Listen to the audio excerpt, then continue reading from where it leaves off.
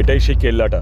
এই পুরনো কেল্লার শুধু দুটোই এন্ট্রান্স রয়েছে। যদি আমরা সেটাকে ব্লক করে কভার করতে পারি তাহলে ওরা নিশ্চয়ই ধরা পড়বে।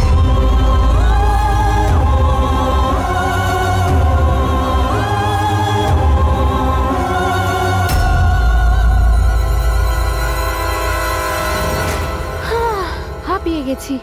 আজ আমার জীবনের সবথেকে বড় দিন। I am so happy. তুমি তো খুশি, কিন্তু আমার খুব টেনশন হচ্ছে। টেনশনটা না নিয়ে দিতে শেখো ডার্লিং।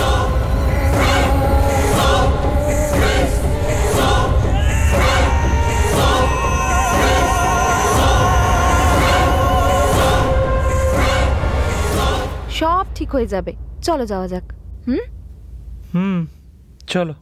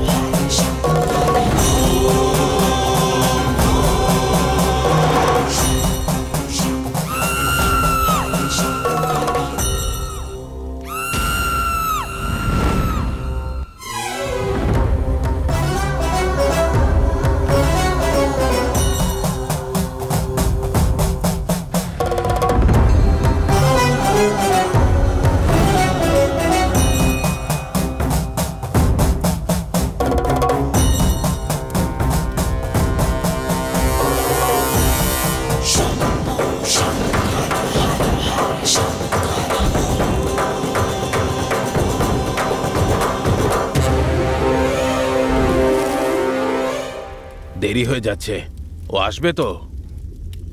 হ্যাঁ দাদা, ওরা নিশ্চয়ই আসবে। এরকম সুযোগ আমাদের হাতে আর আসবে না।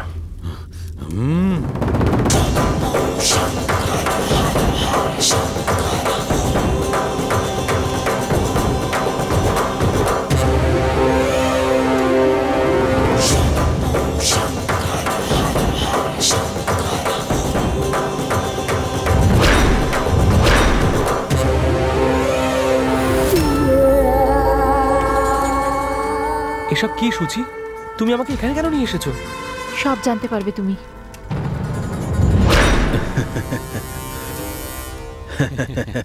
রফিক। হ্যাঁ, দেখেছো পণ্ডিত? গুড রফিক, ভালো অ্যারেঞ্জমেন্ট করেছো।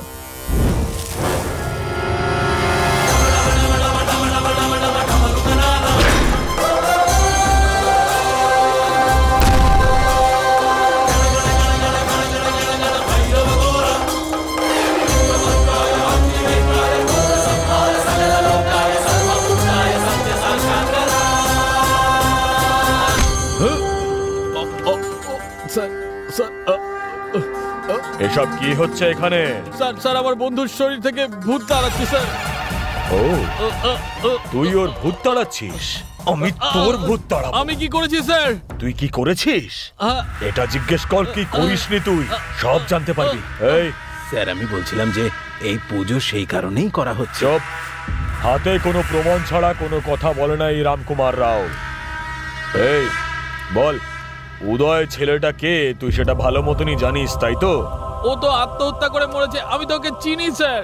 এই এই মিথ্যে বলিস না। আমি সত্যি কথা বলছি স্যার। ও আমার ভাইয়ের মতো ছিল স্যার। আর বলো না। এই ও আবার কি বলবে? তুই ওর খুন করে ওর ডেড বডিটাকে ফাঁসিতে ঝুলিয়ে দিয়ে আত্মহত্যা বলে ঘোষণা করে দিলি। তুই ওকে কেন মেরেছিস সোজাভাবে বলে দে। যদি সত্যিটা না বলিস তাহলে এখানে এনকাউন্টার করে দেবো। স্যার বলছি স্যার। বল।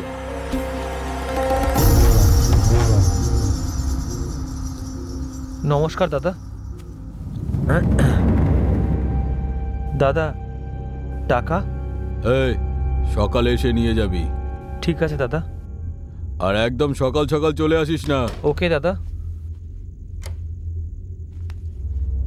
ভাই, যদি আমরা 10 কোটি টাকা পেয়ে যাই তাহলে কি করবে? নিজেদের মধ্যে ভাগ করে নেওয়া আর কি। আমাদের মধ্যে যদি কেউ মরে যায় তো?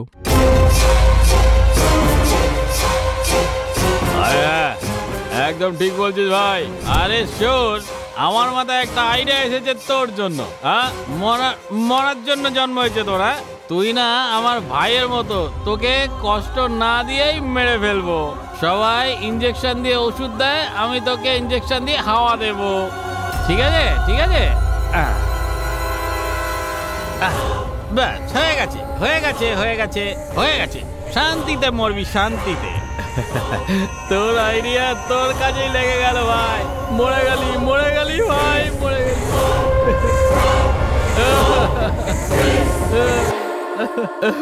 এত কম বয়সেই আত্মহত্যা করে নিলি ভাই। আমার ভাইয়ের মতো ছিলিস রে তুই। মরে গেলি, এখন আমি কার সাথে মদ খাবো রে? শিরার মধ্যে এয়ার